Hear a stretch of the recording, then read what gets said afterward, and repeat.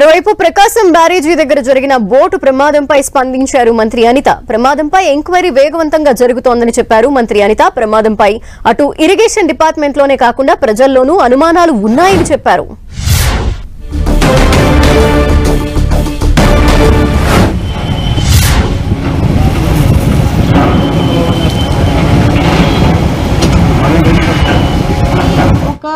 పులిహార packet కూడా చేయించి వరద బాధితులకి ఇవ్వలేని జగన్మోహన్ రెడ్డి ఈరోజు ఎక్కడో బెంగళూరులో కూర్చొని లిటరల్లీ చెప్పాలంటే పులిహార కబుర్లు మాట్లాడుతున్నాడు.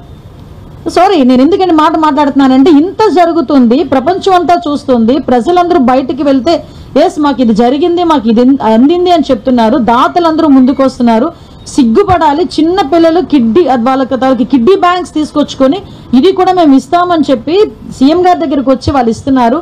కొంతమంది పిల్లలైతే చదువుకున్న పిల్లలైతే వాళ్ళ పాకెట్ మనీని తీసుకొచ్చి వరద సహాయ ప్రాంతాల్లో ఉన్న వాళ్ళందరికీ కూడా ఇవ్వాలని చెప్పి ఆలోచన చేశారు. కానీ ఇవన్నీ పక్కన పెట్టేసి ఎక్కడో బెంగళూరులో కూర్చొని ఈ రోజు ప్రభుత్వం మీద బురద జల్లే పరిస్థితి ఈ రోజు కనిపిస్తా ఉంది. అరే ఎక్కడో బెంగళూరులో కూర్చోను అన్నది కూడా కాకతాళీయమే. ఎందుకంటే ఈయనకి నిజంగా పాస్పోర్ట్ ఇచ్చుంటే ఈ టైంకి లండన్లో కూర్చునేవాడు. ఈ టైంకి లండన్లో కూర్చోవలసిన మనిషి పాస్పోర్ట్ ఇవ్వలేదు, పాస్పోర్ట్ అవ్వలేదు కాబట్టి బెంగళూరులోకి వెళ్ళి కూర్చొని అక్కడి నుంచి విమర్శలు చేయడం, ట్వీట్లు పెట్టడం.